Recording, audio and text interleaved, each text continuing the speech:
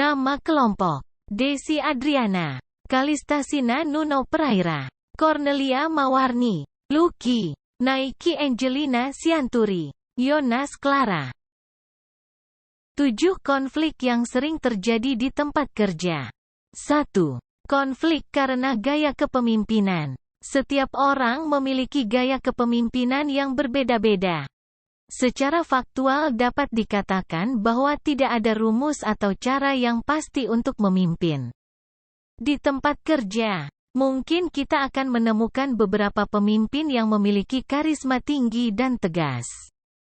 Namun, ada juga pimpinan yang cenderung santai, hangat, dan ramah. Konflik dapat terjadi ketika bawahan merasa tidak cocok dengan gaya kepemimpinan seorang leader yang bertentangan dengan karakter dan interes mereka. Selain itu, konflik juga bisa disebabkan oleh pimpinan lain.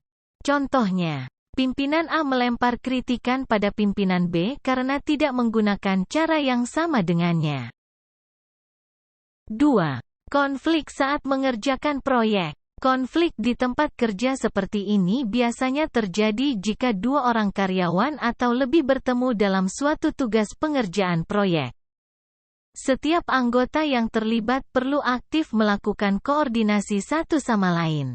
Jadi, setiap anggota kelompok bisa berkontribusi dan dapat menyelesaikan tanggung jawabnya. Konflik seperti ini bisa terjadi karena ada anggota yang terlambat dalam pengerjaan atau pengumpulan tugasnya.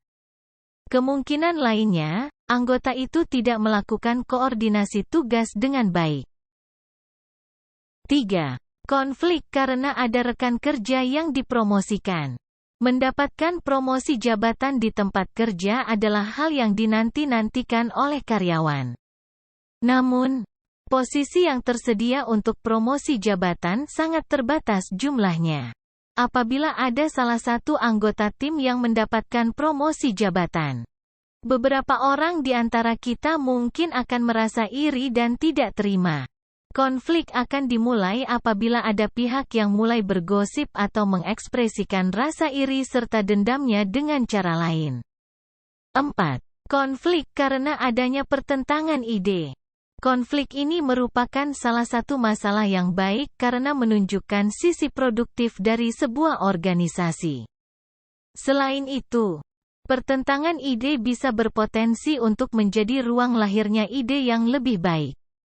Ketika pertentangan ide terjadi dengan intensitas yang sangat tinggi, tidak jarang suasana tim menjadi tidak kondusif. Akan lebih parah lagi apabila konflik ini membuat produktivitas tim terganggu. 5. Konflik karena komunikasi yang buruk.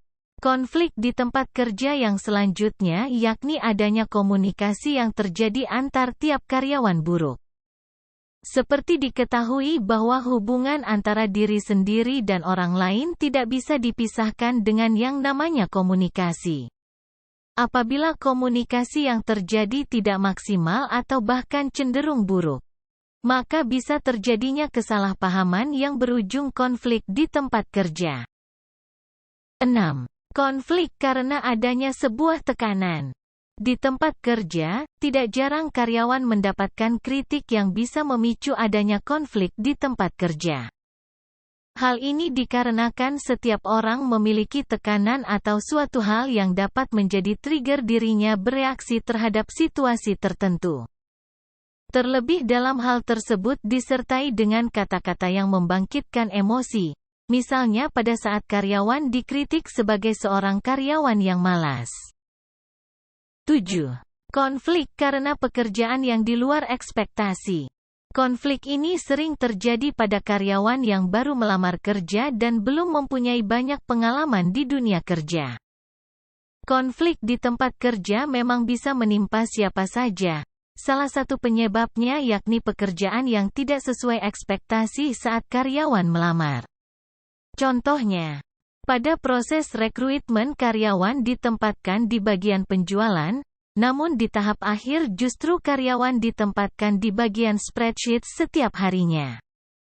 Hal ini tentu bisa menjadi konflik di tempat kerja yang berhubungan langsung karyawan dengan atasan.